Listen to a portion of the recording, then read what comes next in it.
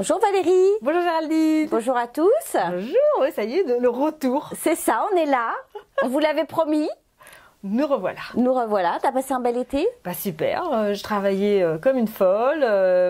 On a eu plein de beaux clients qui ont mené leur projet à bout. Alors, et on vous remercie de nous faire confiance et de continuer à vous battre pour arriver. On souhaite à tous ces nouveaux arrivants une belle rentrée. La plupart sont des étudiants, donc une belle rentrée scolaire de tout âge. Hein. Le plus jeune doit avoir 7-8 ans et jusqu'à la cinquantaine. C'est ça. Donc du coup, bah voilà, bonne rentrée à tous. Et puis merci de votre confiance. C'est ça, merci de votre confiance. Et pour ceux qui veulent encore arriver et encore venir, on est toujours là pour vous donner plus d'informations chaque semaine. Donc c'est parti, allez, cette semaine, de quoi parlons-nous? Nous allons parler d'Arima, le nouveau programme qui va enfin arriver en septembre. D'accord. Et qui va remplacer mon projet Québec.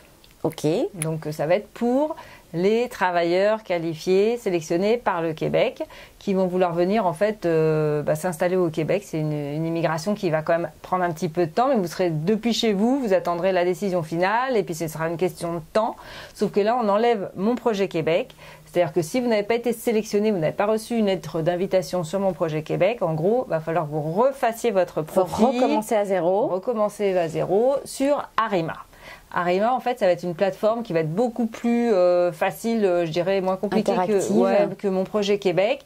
Vous allez pouvoir créer votre profil, le garder, le modifier, revenir dessus, le compléter. Mettre sa petite photo. Ouais, vous allez pouvoir tout faire et en même temps, et puis ça va vous donner par exemple le temps de passer les tests de langue, d'aller chercher, faire peut-être chercher votre évaluation comparative des diplômes si vous en avez besoin.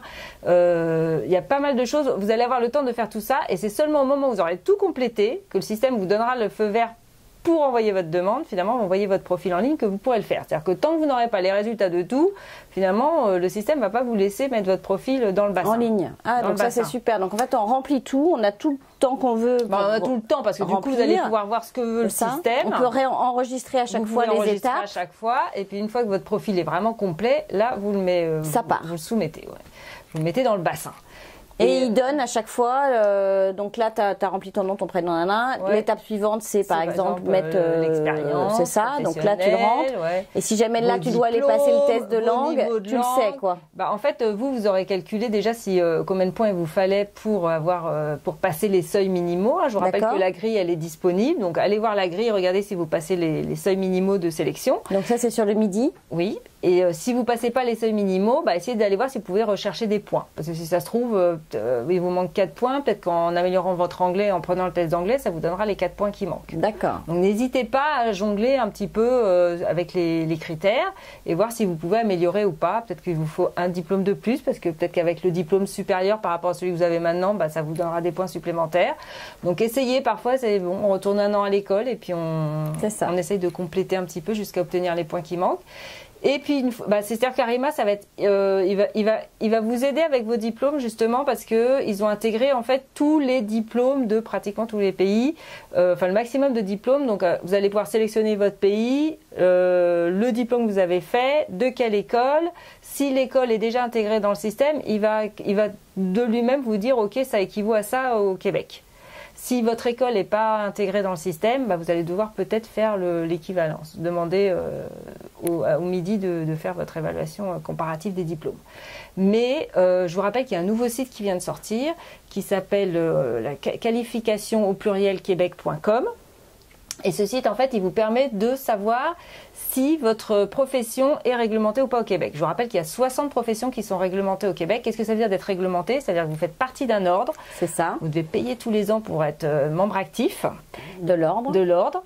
Et cet ordre, en fait, il réglemente, donc il supervise que vous êtes effectivement qualifié pour exercer votre profession. Vous avez les études et l'expérience. L'expérience, enfin, peut-être pas l'expérience, parce que même si vous venez de terminer vos études, vous pouvez rentrer dans l'ordre. mais au moins vous êtes apte. C'est ça, c'est réglementé. Et ça arrive notamment pour les électriciens et les plombiers. Il y a certaines méthodes à faire ici et il faut être qualifié pour le faire. Donc sur ce site qui est donc www.qualification au pluriel avec un S québec.com, vous allez pouvoir vérifier un petit peu de quoi vous avez besoin par rapport à votre profession pour pouvoir l'exercer au Québec. C'est ça. Et puis ils vous disent par exemple pour cette profession il faut tel niveau d'études. Donc vous allez voir si il vaut mieux compléter vos études avant de venir ou au contraire venir terminer vos études au Québec. Comme ça, vous serez sûr que vous avez le bon niveau. C'est clair. Et puis ça, en plus, ça vous aide aussi pour la résidence permanente. Ou vous avez tout ce qu'il faut. Et puis très bien, inscrivez-vous à l'ordre ou pas d'ordre si votre profession n'est pas réglementée. Mais au moins, vous avez les bons diplômes. Par contre, pour s'inscrire à l'ordre, est-ce qu'ils s'inscrivent à l'ordre avant d'arriver ? Ah, ils peuvent faire. Ou est-ce qu'il vaut mieux s'inscrire à l'ordre une fois qu'on est sûr qu'on va être sélectionné? C'est sûr que ça coûte de l'argent. Donc, mais au moins, faites toutes les démarches pour voir si vous allez être accepté par l'ordre. Après ça, payez peut-être pas tout de suite pour vous intégrer, mais faites au moins les démarches d'inscription. D'accord. De pré-inscription, on va dire. D'accord. Pour voir que vous avez tout ce qu'il faut pour être inscrit. Parce qu'il y a des ordres qui sont quand même ça coûte cher, ça coûte cher. Les infirmiers, les médecins, ça coûte super cher. Les ingénieurs aussi. Donc on met pas tout de suite, on s'inscrit pas à l'ordre tant qu'on n'est pas capable de venir travailler ici. Sinon ça sert un peu à rien. C'est ça. Non, il y en a qui l'ont fait. Oui, il y en a qui le font, mais bon, c'est pas grave. Juste donc ça. Et donc faites juste en fait l'étude comparative des diplômes. Ça sera juste si vous sentez que votre diplôme il n'était pas dans la liste et puis que le système va peut-être pas savoir à quoi correspond votre diplôme. Enfin, le système et l'agent par la suite. Donc, vous êtes peut-être mieux de faire une étude comparative des diplômes. Comme ça, l'agent, il leur dira « Ah, c'est bon, ça a déjà été étudié, ça vaut ça, et puis c'est parfait, je sais exactement à quoi m'en tenir. » Donc, c'est pas obligatoire, vous n'êtes pas obligé de le faire, mais c'est sûr que ça peut peut-être faciliter et puis, de toute manière, accélérer un peu le processus. Voilà. Donc, Arima, ça va être un système de points. Donc, vous avez déjà la grille de sélection que vous devez passer. Ça, il n'y a pas de doute là-dessus. Vous devez passer les seuils de sélection. Et alors, est-ce qu'il y a comme avant toujours ce système où tu regardes un peu tes points et où en gros tu fais ta recherche et tu regardes un peu tes points et après tu vas sur Arima parce que tu sais que tu as oui, parce que la grille elle est disponible. Donc ça on peut le faire à la maison, c'est mathématique, on calcule ses points. Je dis toujours aux gens, soyez pas trop optimistes sur les points là, parce que si vous arrivez ric-rac, il se peut que ce soit plutôt en dessous qu'au-dessus. Donc vous vous attribuez des points, mais le système va vous en attribuer. C'est dans Arima que le système va attribuer les points. D'accord. C'est pas vous qui allez vous attribuer les points. Donc ça n'existe plus ce qu'il y avait avant où tu rentrais et tu pouvais le faire autant de fois que tu voulais, tu rentrais tes diplômes. Si, il y a toujours cet espace d'évaluation en ligne. C'est ça. Ça existe encore. Oui, non, celle-là, elle y est toujours. Donc il y a une préévaluation effectivement qui vous dit oui ou non vous êtes a priori susceptible éligible ou pas. Exactement. Mais ça c'est une préévaluation. Parfois, c'est un peu flou aussi, c'est pas très précis. C'est une grosse idée, on va dire. Ouais. Une grosse idée. Après ça, finalement, c'est Arima puis l'agent qui vont décider si oui ou non vous passez vraiment les points. Si vous les passez, sachez que c'est pas parce que vous passez les points de sélection que vous allez être pris.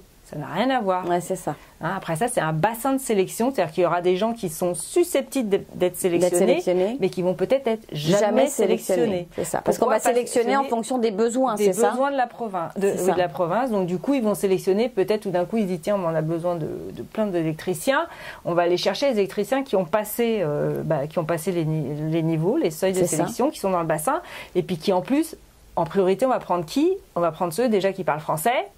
Ça, c'est sûr. Ça, c'est la priorité. Parce que tout de suite, ils vont pouvoir commencer à travailler en arrivant. On ne va pas perdre de temps à leur donner une formation en français. Et puis, c'est le genre de choses qu'il faut penser. Il faut se dire, si on est peut-être sans avoir les mêmes points, même qualification, même points, à qui on va donner la priorité? C'est sûr, les francophones. À ceux qui parlent déjà le français, ceux qui ont peut-être déjà de l'expérience de travail. Peut-être une petite famille. On ne connaît pas encore les critères de sélection pour départager les personnes qui ont réussi à se qualifier. On ne les connaît pas. Le ministère, c'est nouveau, c'est ça. Non, mais ils n'en parlent pas, donc c'est pas clair encore, on ne sait pas trop.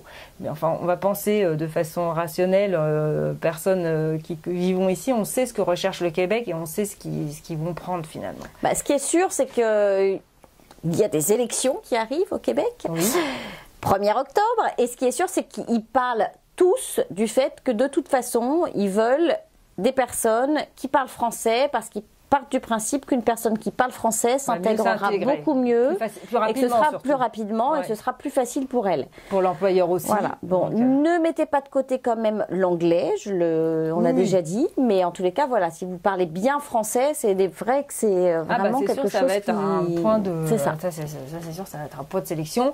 Plus après ça, il y a votre domaine de formation. Qui est important. Ça aussi, il y a la grille. Je l'ai mis sur mon Facebook. Si vous la retrouvez pas, je l'ai mis sur mon Facebook, la grille de formation qui attribue finalement de 0 à 12 points. Donc c'est énorme, c'est énorme. Parce que si votre profession est en demande, vous avez 12 points.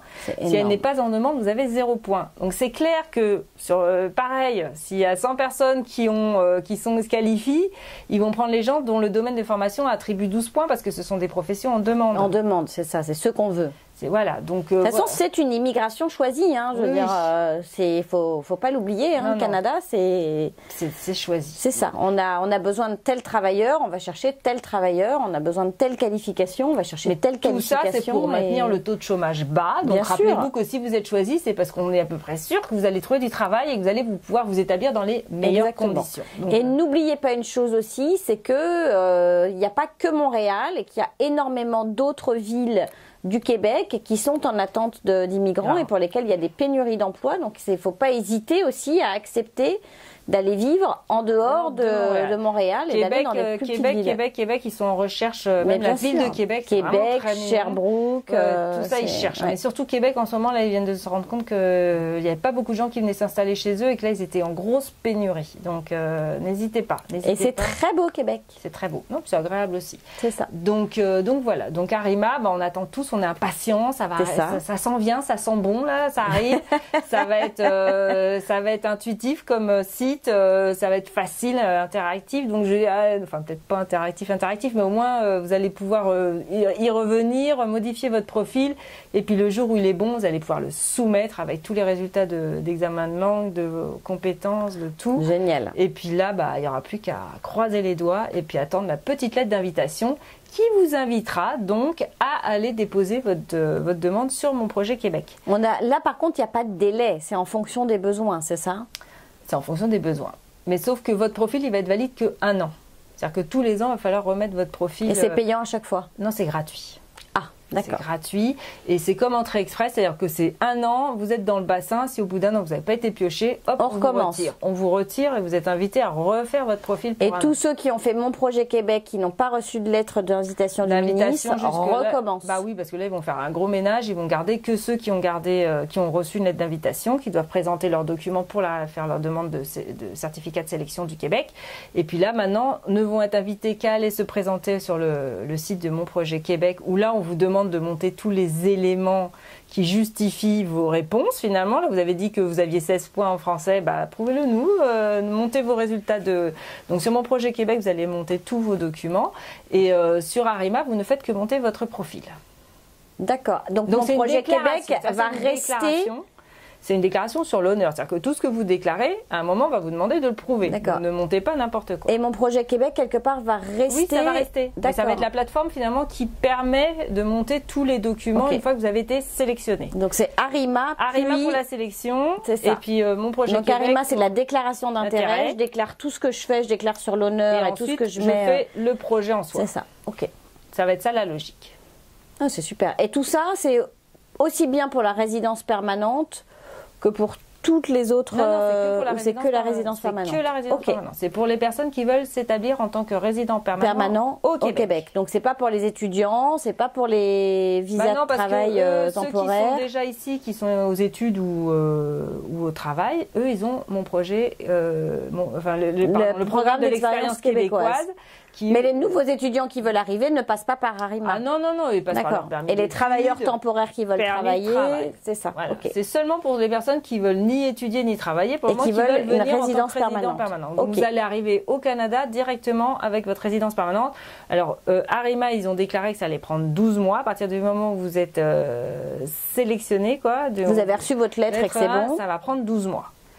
Ah, donc ça devrait aller beaucoup plus vite. Oui, ça va prendre 12 mois juste pour le certificat de sélection du Québec. Ah d'accord, comme avant. D'accord. Et après ça, on repart au fédéral pour faire la demande de résidence permanente. Et là, ça prend 2 ans. Et là, ça prend entre 15 et 17 mois. Donc, vous êtes, de toute manière, ça va être un processus de 2 ans, 2 ans et demi. Donc, ça reste un processus long pour la résidence permanente. C'est juste que là, dans la pratique, ça a été un peu plus évident. Puis déjà, vous n'allez pas rester dans un bassin vitam aeternam où vous ne saurez pas trop ce qui se passe. Bah là, tous les ans, on va vous dire, en gros, votre profil nous intéresse ou ne nous intéresse pas. Et si vous n'avez rien reçu, il faut recommencer, il faut repartir. Puis il faut se poser la question de savoir est-ce que je vais être choisi un jour. Ça sert peut-être pas à grand-chose. Donc vous mettez une petite alerte dans votre téléphone aux 12 mois. Oui. Non, mais j'imagine qu'il va y avoir une alerte interne. Mais le truc, c'est de se dire aussi, peut-être que je ne réponds pas aux attentes de la province, donc peut-être qu'il vaudrait mieux que j'aille voir ailleurs. C'est ça. Au bout d'un moment, faut se remettre en question aussi. Parce que s'il n'y a pas d'intérêt pour votre profession... De toute façon, il y a une grille, c'est ce que tu disais. Et autant que... aller regarder cette grille et que ceux qui ont les fameux 12 points dans la grille soient ceux qui ont 0, essaye peut-être, je sais pas, le Portugal ou... Oui, non, ils essayent autre chose. L'Europe. Une autre province, il y a une autre province au Canada, c'est ça. C'est ça. À un moment, il faut quand même essayer de faire les choses de façon intelligente et puis pas perdre son temps surtout. C'est ça. Et pas rester comme ça pendant des années à attendre que éventuellement un jour ça finisse par arriver. Ça se trouve, ça n'arrivera jamais. Et alors, on sait quand est-ce qu'Arima va être mis en place ou on n'a pas de date? Septembre, voilà. Septembre, bon. On y arrive. Septembre, c'est bientôt. C'est là, demain. C'est demain. Donc voilà, on y est en fait. Oui, c'est ça.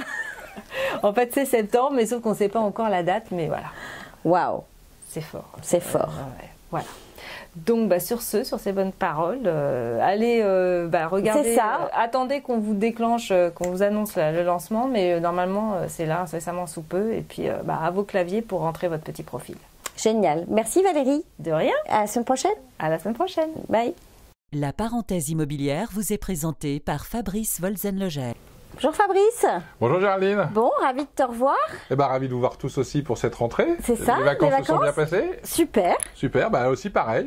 Bon. Petit tour chez nos voisins des États-Unis, mais c'était super agréable. Bon. Et puis prêt pour la rentrée, parce que la rentrée est tôt ici par rapport à l'Europe. Donc c'est ça. Il faut s'y mettre. C'est ça, les enfants sont déjà à l'école. Déjà. Exactement. Et d'ailleurs, en parlant de rentrée scolaire, comment ça se passe pour ceux qui ont une arrivée un peu tardive, qui sont pas encore là ou qui n'ont peut-être pas encore eu la chance de trouver? Est-ce qu'on peut encore louer en septembre? Alors, évidemment qu'on peut encore louer en septembre. On peut louer toute l'année. C'est vrai qu'il y a une période charnière qui est le 1er juillet ici. On en a souvent parlé, puis vous en avez certainement souvent entendu parler.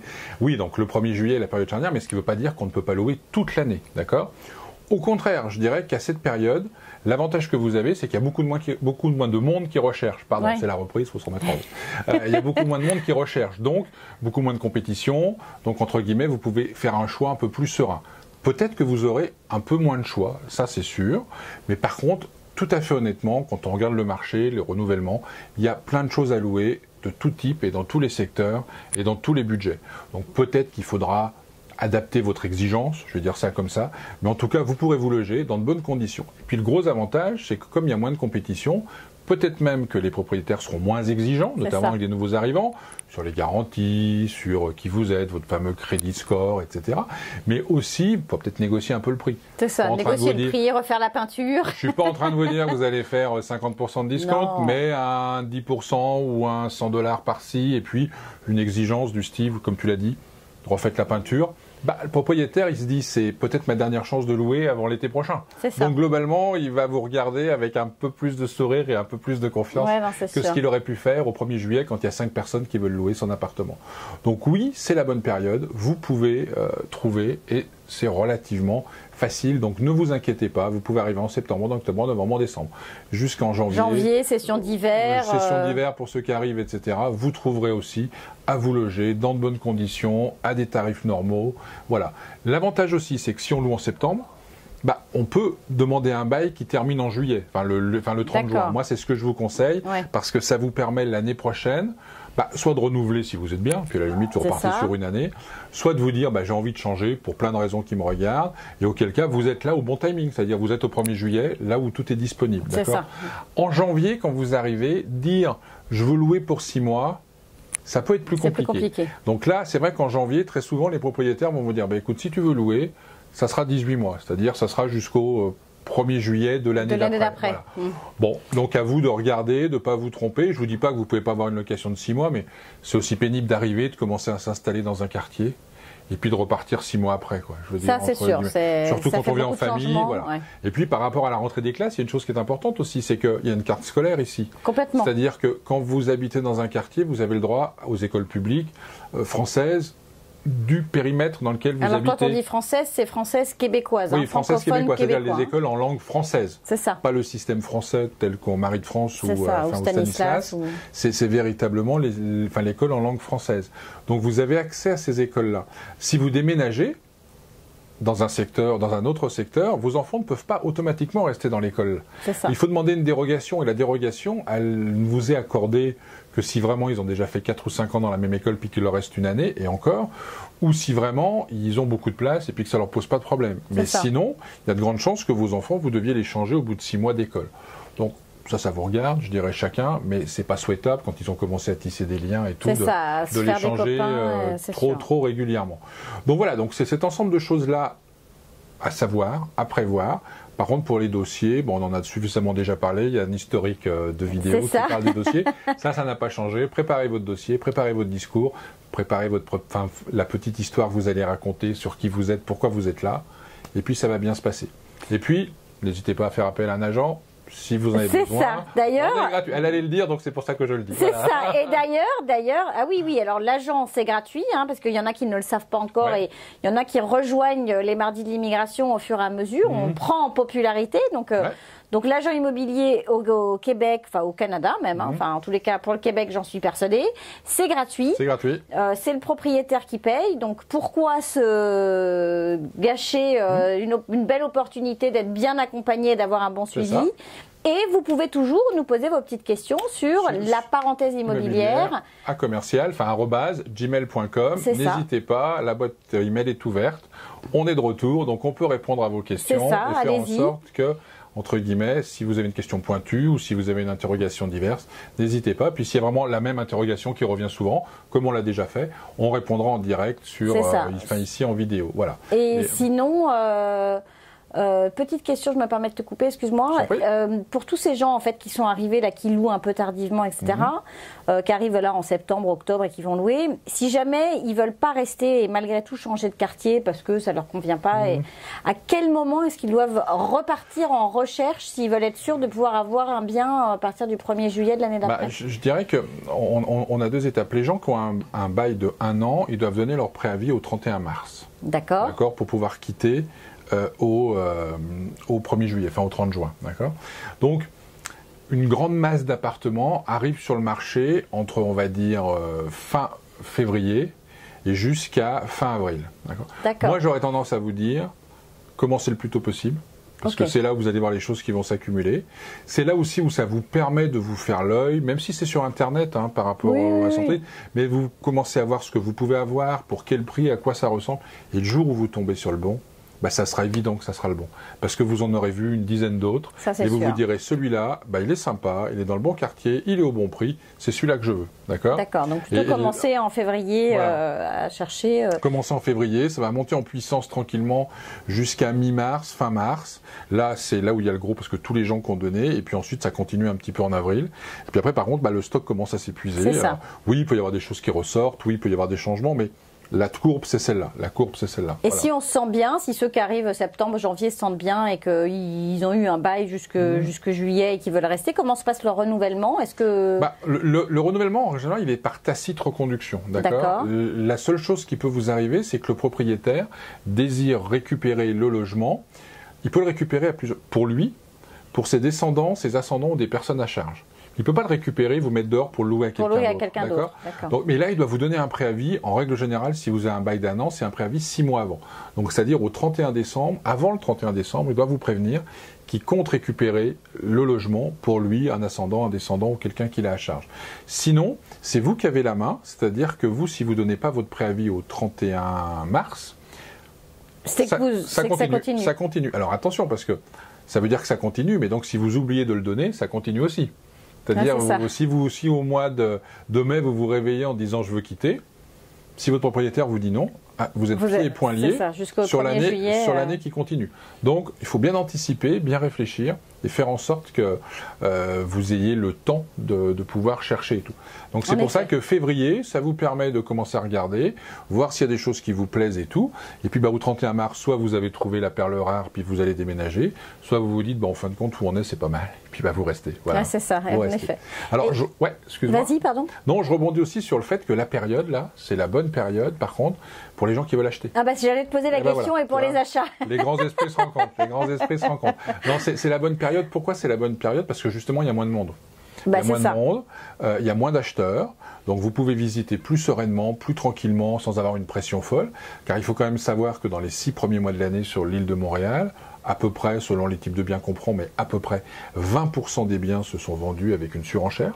C'est-à-dire que par rapport au prix qui est annoncé, c'est-à-dire vous allez sur un site internet de Centris, par exemple, on vous dit le bien est en vente $400,000, et il y a une surenchère, c'est-à-dire qu'il va se vendre en fin de compte 420, 430, 440, 450, voire plus que ça. Parce que à l'achat, c'est très différent. On est d'accord que les personnes... En fait, c'est pas parce qu'on fait une offre qu'elle va être systématiquement acceptée. Le propriétaire peut accepter différentes offres et surtout des offres plus élevées que ce que... Le propriétaire, quand il met en vente, il n'est pas obligé de vendre. C'est-à-dire qu'il faut savoir que même si vous lui faites une offre qui correspond exactement à ce qu'il demande, il n'est pas du tout obligé de vous vendre. C'est lui qui a les cartes en main, d'accord? Et quand on est en compétition, ce qui se passe, c'est qu'il y a 2, 3, 4, 5, voire plus, des fois, on se retrouve à 7, 8, 10 personnes qui veulent acheter. Donc c'est un phénomène de surenchère, c'est-à-dire ça vaut 400, moi je mets 425, l'autre il va mettre... Et on avance à l'aveugle, on n'a pas l'information. Donc le propriétaire, il a toutes les offres devant les yeux. Il dit, moi je vais travailler avec celle-ci ou celle-ci, et puis celui qui par exemple a proposé 450, il peut lui faire une contre-offre en lui disant, oui j'étais en vendre à 400, oui tu m'as offert 450, mais si tu veux l'avoir c'est 475, d'accord? Et c'est lui, et au final c'est lui qui décidera s'il accepte ou pas.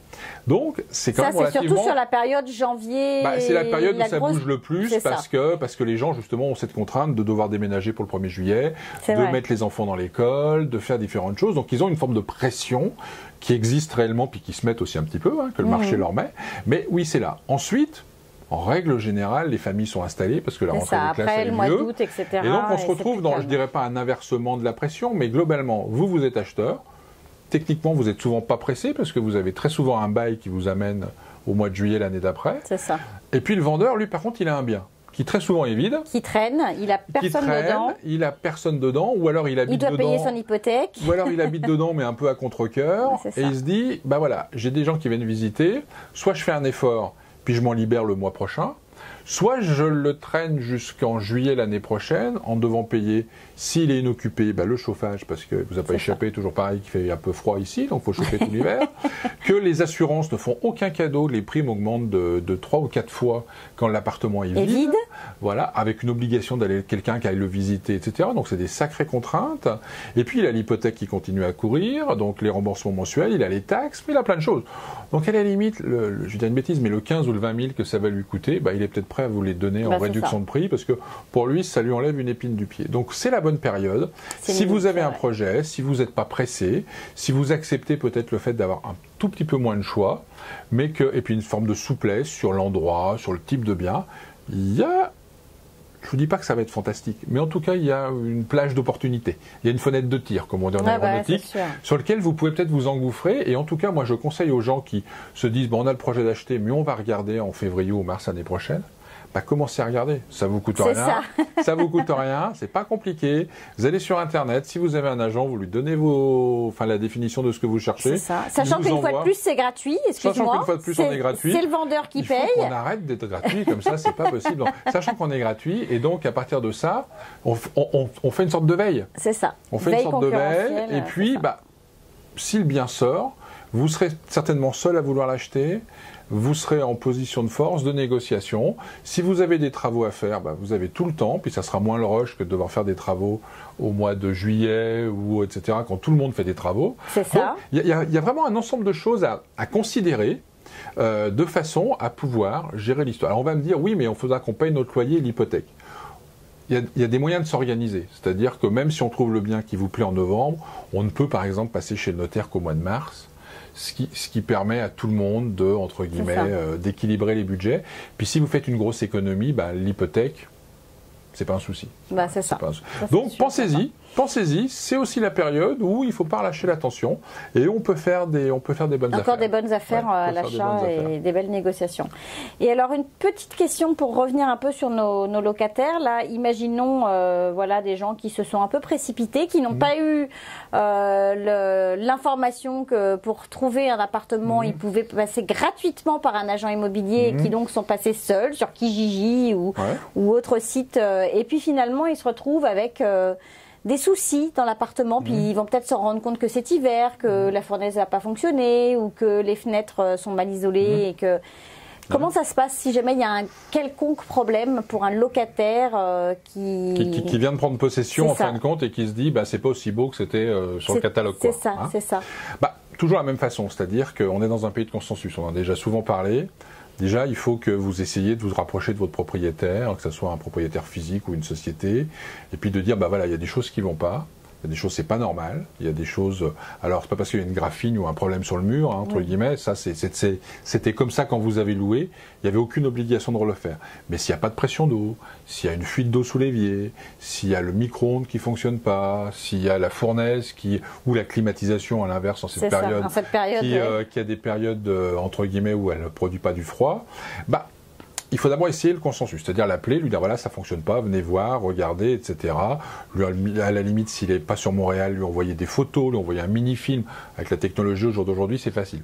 En tout cas, faire tout le nécessaire pour prouver votre bonne foi aussi, puis lui dire voilà, j'ai pris possession, je n'ai pas de la mauvaise volonté, mais il y a un truc qui fonctionne pas, j'ai tout essayé, puis ça fonctionne pas. Donc maintenant, c'est votre responsabilité de faire en sorte que ça fonctionne. Donc ça, c'est la première étape. Et cette première étape, elle est aussi importante parce que si derrière vous voulez aller entre guillemets, ou si vous devez aller, même pas vous voulez, mais si vous devez aller, entre guillemets, à la régie du logement pour dire que vous avez un problème, ils vont vous demander si vous avez fait ces actions-là. C'est ça. Si vous avez fait le nécessaire pour essayer de trouver des solutions à l'amiable, si vous avez fait le nécessaire pour contacter le propriétaire, si vous avez les preuves que vous l'avez contacté, donc constituez votre dossier, et si vous avez les preuves qu'il ne vous a pas répondu, entre guillemets. Et alors, est-ce que tu peux nous réexpliquer pour ceux qui n'ont pas vu les émissions précédentes, parce qu'on a déjà une saison entière, déjà. Mais est-ce que tu peux nous réexpliquer un peu ce que c'est que la régie du logement en 2-3 lignes, parce qu'on refera peut-être une capsule spéciale là-dessus, mais juste là pour cette première émission. On va dire le tribunal, pour faire simple, le tribunal, la commission qui gère les relations entre les propriétaires et les locataires. Voilà. C'est-à-dire que si vous avez un problème avec votre propriétaire, ou si votre propriétaire a un problème avec vous, c'est à la régie du logement qui doit s'adresser. C'est-à-dire que si vous ne payez pas votre loyer, le propriétaire, il va s'adresser à la régie du logement, qui va vous convoquer, qui va le convoquer en audience, il va y avoir, chacun va expliquer ses arguments, et s'il est prouvé que vous n'avez pas payé, la régie du logement va dire, dans un mois, vous êtes dehors. Donc c'est un tribunal ou un organisme de conciliation, si en amont, parce qu'il y a de la conciliation, mais qui gère les relations entre les propriétaires et les locataires. Et ils ont un super site internet. Ils ont un super site internet sur lequel vous avez les réponses globalement à des millions de questions, en tout cas les 99% des questions qu'on se pose quand il y a quelque chose qui ne va pas, vous avez la réponse, notamment concernant les augmentations, concernant les reprises de possession, enfin concernant tout ce qui peut arriver dans 99% des cas, le site est très bien fait. Donc c'est la régie du logement qui, lorsque vous avez tout essayé auprès du propriétaire en étant de bonne foi, vous ne pouvez rien faire d'autre que d'ouvrir un cas à la régie du logement, c'est-à-dire remplir un dossier en disant voilà, moi je suis locataire à telle adresse, mon propriétaire c'est monsieur un tel, et j'ai tel problème, et puis il ne l'a pas résolu. Et là, la régie du logement, c'est ce que je disais tout à l'heure, va d'abord essayer de se rapprocher du propriétaire, va lui demander ses arguments, lui va remplir la même chose en disant moi ils m'ont convoqué, j'ai envoyé 3 techniciens, les techniciens n'ont pas trouvé de solution, ou alors il va dire il va rien dire en disant c'est vrai qu'ils m'ont prévenu puis j'ai rien fait. Enfin bon, après ça se passe de cette façon-là. Et ensuite il y a une forme de conciliation qui peut se dérouler, c'est-à-dire on met les gens ensemble puisqu'on arrive à trouver un terrain d'entente. Puis si on n'arrive pas à trouver un terrain d'entente, globalement il y a un jugement qui est rendu sur la base des éléments qui sont donnés et des plaidoiries que vous allez pouvoir faire. Vous pouvez vous faire représenter ou vous représenter. Et puis après il délivre un titre exécutoire, enfin un jugement qui est un titre exécutoire en disant que voilà, vous avez tort, vous avez raison, etc. Le problème doit être solutionné. Juste un bémol, c'est que si le problème il est très grave, il met en péril votre occupation. Je prends un exemple, il y a un tuyau qui se brise dans votre salon ou dans le sous-sol et ça coule de l'eau. C'est sûr que vous appelez le plombier de façon à ce qu'il vienne réparer. Vous ne lui demandez pas qu'il répare et qu'il change, vous lui demandez qu'il fasse en sorte que ça coule plus. C'est-à-dire que, et là, vous pourrez vous faire rembourser par le propriétaire. C'est-à-dire qu'il faut mettre fin au péril. Enfin, quand il faut mettre fin au risque. Il ne faut pas réparer, mais il faut mettre fin au péril. Il ne faut pas engager des dépenses en disant, bah tiens, le tuyau il a brisé, bah change-moi le tuyau, change-moi le robinet, change-moi la colonne pendant qu'on y est. Parce que là, le propriétaire pourra vous dire, mais ça, c'était pas nécessaire. Donc, c'est des dépenses qui vous appartiennent. Mais le plombier qui vient, puis qui refait une soudure ou qui fait un truc d'urgence. Qui patch. Voilà, qui patch en disant, bah ça va tenir le temps que le propriétaire prenne la décision de faire des travaux. Ça, vous pourrez vous faire rembourser, il n'y aura pas de problème. D'accord, voilà. Mais pareil, il faut prouver qu'en même temps que vous avez appelé le plombier, vous avez joint le propriétaire et vous lui avez demandé d'intervenir en urgence. C'est toujours le même débat, c'est-à-dire qu'on est dans une relation qui devient conflictuelle quand on arrive à la régie du logement. Donc c'est argument contre argument, c'est dossier contre dossier. Donc dans votre dossier, ayez la preuve des dates sur lesquelles vous avez appelé, notez sur un petit bout de papier, j'ai appelé tel numéro à telle date, vous prenez votre facture de téléphone. Faites des mails. Vous prenez votre facture de téléphone et puis et vous la mettez dans votre dossier. Faites des courriels, imprimez-les. Si vous avez la chance d'avoir le fait que vous avez l'accusé de réception du mail, mettez-le. Tout ce qui prouve que vous avez fait votre partie. C'est ça. Et qu'après on fasse, voilà. Après, je me répète aussi, si le tuyau il a cassé parce que vous avez mis des grands coups de pied dedans un soir de fête, etc., c'est pas au propriétaire. C'est pas au propriétaire de réparer. Si vous avez jeté des choses dans le tuyau d'évacuation de l'évier qu'il a bouché parce que vous avez mis les poils du chien et puis je sais pas des serviettes, etc., le propriétaire pourra vous dire vous avez fait réparer, mais ça c'est de votre fait, donc ça c'est à vous. Donc le propriétaire il intervient, il répare et il paye si c'est lié à une déficience qui est liée à un usage normal. Si c'est pas lié à un usage normal, c'est pour vous. Si vous cassez une fenêtre parce qu'il y a un ballon qui a volé dans la maison, c'est pas au propriétaire de le changer. Si vous avez versé de l'eau, il y a une télé qui fournit avec l'appartement, puis vous avez fait couler de l'eau dessus, c'est pas au propriétaire de le changer. Il faut aussi prendre les choses, comme elles doivent.